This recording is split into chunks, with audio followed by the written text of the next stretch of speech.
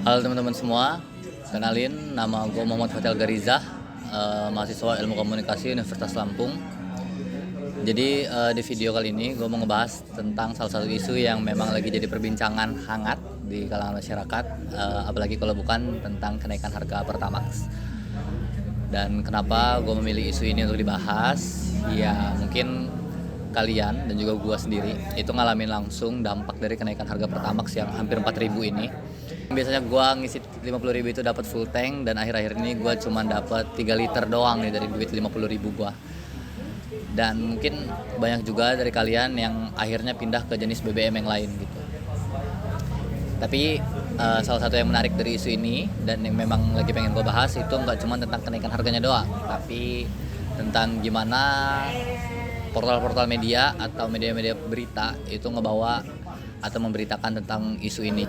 Karena gimana cara media atau berita membawakan isu ini itu juga dapat mempengaruhi persepsi kita sebagai masyarakat terhadap peristiwa yang memang terjadi belakangan ini. Kalau kita buka beberapa portal media, kita itu bisa ngeliat lah kalau banyak media yang ngebahas tentang isu ini, tapi pembawaan mereka tentang isu ini tuh memang berbeda-beda.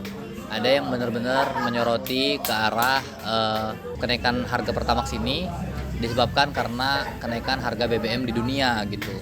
Jadi itu tuh bakal nimbulin kesan kalau kenaikan harga Pertamax itu memang dapat diwajarkan.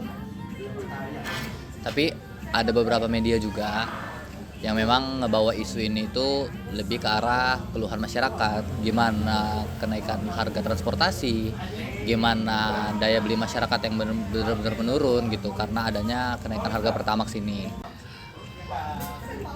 Memang cara media ngebawain berita ini tuh memang berbeda-beda. Padahal ya memang berita yang mereka bawain tuh cuma satu, tentang kenaikan harga Pertamax. Memang topiknya itu sama gitu. Nah, kenapa bisa ada kayak gitu? Hal itu tuh bisa dijelasin dengan salah satu teori komunikasi massa, yaitu adalah teori framing. Jadi teori framing ini ngejelasin gimana cara media itu membingkai suatu isu atau membungkus suatu isu dengan menyoroti salah satu halnya aja.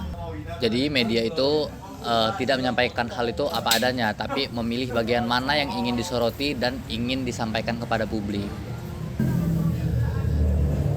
Dalam kasus kenaikan harga Pertamax ini, ya faktanya memang cuma satu, harga Pertamax itu naik. Tapi ketika media itu lebih nyorotin tentang kenaikan harga Pertamax ini karena kenaikan harga BBM dunia, karena stabilitas global yang memang lagi ada konflik gitu.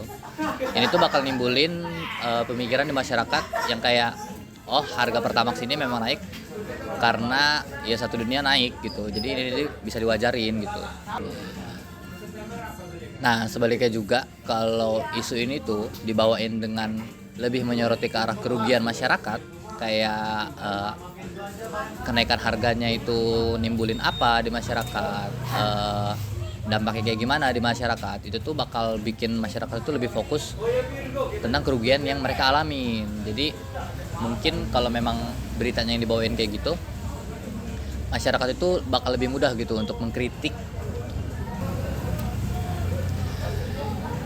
Ya artinya media itu nggak menentukan tuh apa yang kita pikirkan sebenarnya, tapi mereka tuh bisa ngarahin pikiran kita itu ke arah mana dengan cara yang menggunakan teori framing ini.